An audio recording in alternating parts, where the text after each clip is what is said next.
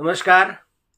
आज मैं अपने इस वीडियो में फाल्गुन मास के शुक्ल पक्ष की एकादशी के संबंध में बताऊंगा और इस वीडियो में एकादशी के व्रत करने की जिस विधि का मैं उल्लेख करूंगा वह विधि मैंने पद्म पुराण से ली है।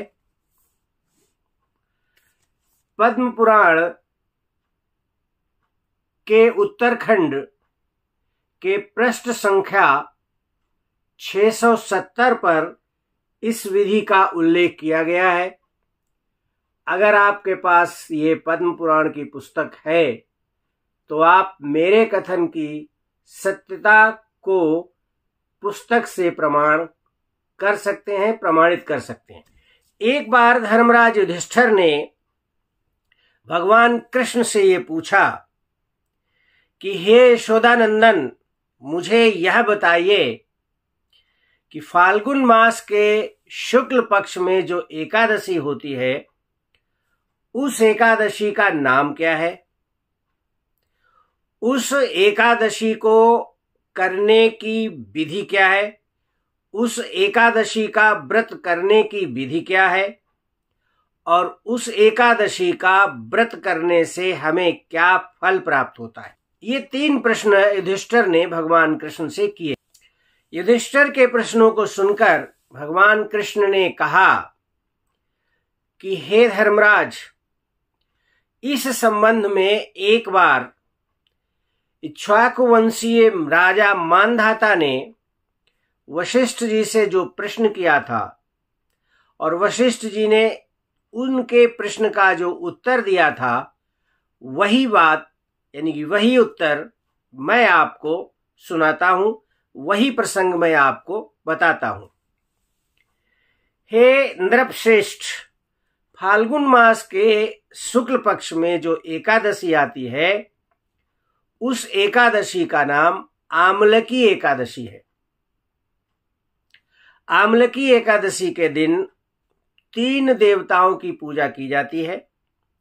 भगवान विष्णु की, भगवान विष्णु के स्वरूप आंवले के वृक्ष की और भगवान विष्णु के अवतार जमदग्नि पुत्र भगवान परशुराम की। मांधाता ने पूछा कि हे गुरुदेव, देवताओं यानी विष्णु और परशुराम की पूजा की बात तो ठीक है, लेकिन आंवले के वृक्ष की पूजा क्यों की जाती है? इस वृक्ष का इतना महत्व क्या है? तब वशिष्ठ जी बोले कि हे राजन सुनो, चूंकि आंवले का वृक्ष भगवान विष्णु ने उत्पन्न किया है, इसलिए आंवले का वृक्ष भगवान विष्णु को बहुत प्रिय है और भगवान विष्णु को प्रिय होने के कारण ही आमलकी एकादशी के दिन आंवले के वृक्ष की पूजा भी की जाती है। और ऐसा कहा जाता है कि आंवले के वृक्ष में ब्रह्मा, विष्णु और सभी देवताओं का निवास होता है, इसलिए विष्णु भक्त पुरुषों के लिए आमलकी एकादशी के दिन आंवले के वृक्ष की पूजा करना अनिवार्य होता है। तब मांधाता ने पूछा कि आमलकी एकादशी को करने एवं आमलकी एकादशी का व्रत करने की विधि क्या है? हे गुरुदेव, आप हमें संक्षेप में बताइए। वशिष्ठ जी ने कहा कि आमलकी एकादशी का व्रत करने की जो विधि भगवान विष्णु ने स्वयं बताई है, मैं उसी विधि का उल्लेख यहां करूंगा, यानी कि भगवान विष्णु के द्वारा बताई गई विधि का ही वर्णन मैं आपसे करूंगा।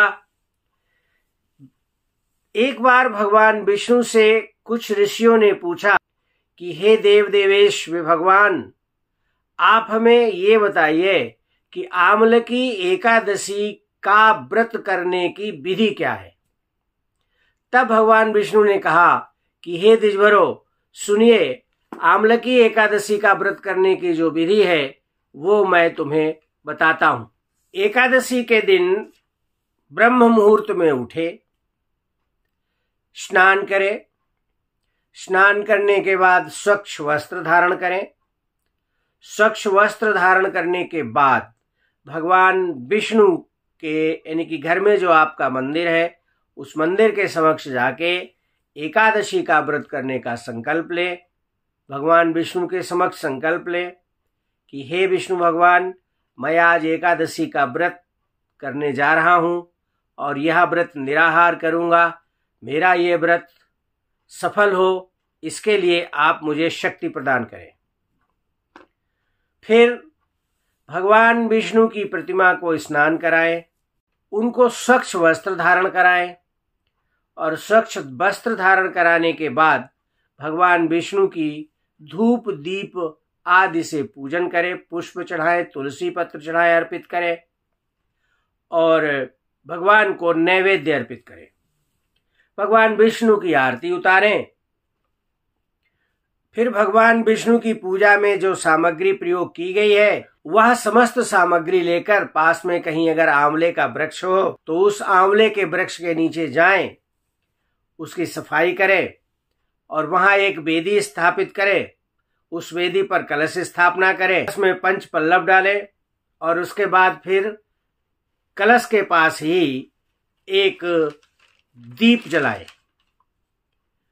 कलश के ऊपर खीलों से भरा एक पूर्ण पात्र रखें और उस पूर्ण पात्र में भगवान विष्णु के अवतार परशुराम की मूर्ति स्थापित करें।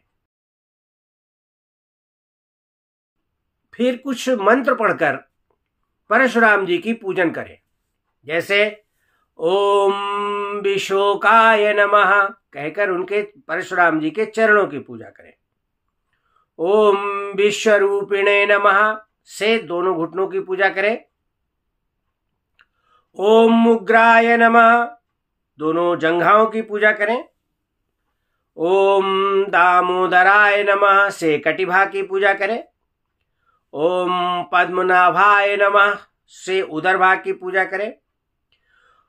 ओम श्री वत्सधारिणे नमः से वक्षस्थल भगवान परशुराम के वक्षस्थल की पूजा करें।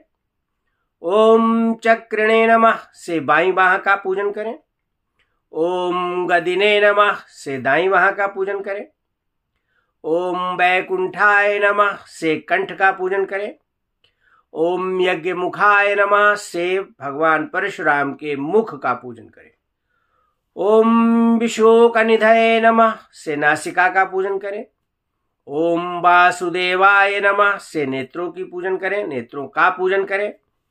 ओम वामनाय नमः से भगवान परशुराम के ललाट का पूजन करें।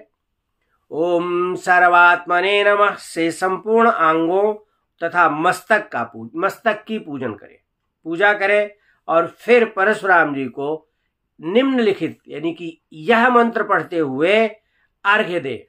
नमस्ते देव देवेश जामदग्न्य नमोस्तुते ग्रहणार्घ्यमिमं दत्तम आमलक्याम्युतम हरे।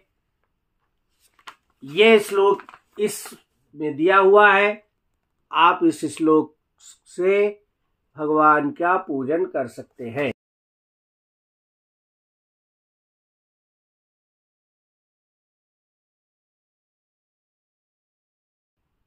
भगवान परशुराम को आंवले का भोग लगाए। रात्रि को भजन कीर्तन स्मरण करें, प्रभु का गुणगान करें और अगले दिन भगवान विष्णु का नाम लेकर के आंवले के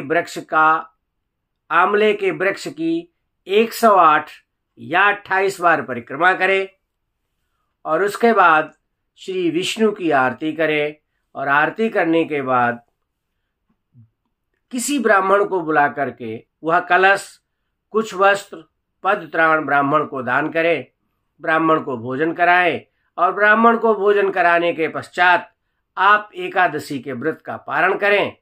परिवारीजनों के साथ बैठकर एकादशी के व्रत का पारण करें, भोजन करें। यह व्रत सब व्रतों में श्रेष्ठ माना जाता है, सब व्रतों में उत्तम है। इस व्रत को करने से सभी उत्तम फल प्राप्त होते हैं और इस प्रकार विधि विधान से जो व्यक्ति इस आंवले की एकादशी का व्रत करता है उसे 1000 गायों के दान करने का पुण्य प्राप्त होता है। मुझे उम्मीद है कि मैंने एकादशी व्रत की जो विधि प्रमाण सहित पद्म पुराण से वर्णित की है वो आपको पसंद आई होगी। अगर अच्छी लगी है या अगर ये विधि आपको पसंद आई है तो कृपया मेरे वीडियो को लाइक करें, शेयर करें और कमेंट करें तथा मेरे YouTube चैनल भक्ति भास्करम को सब्सक्राइब करें।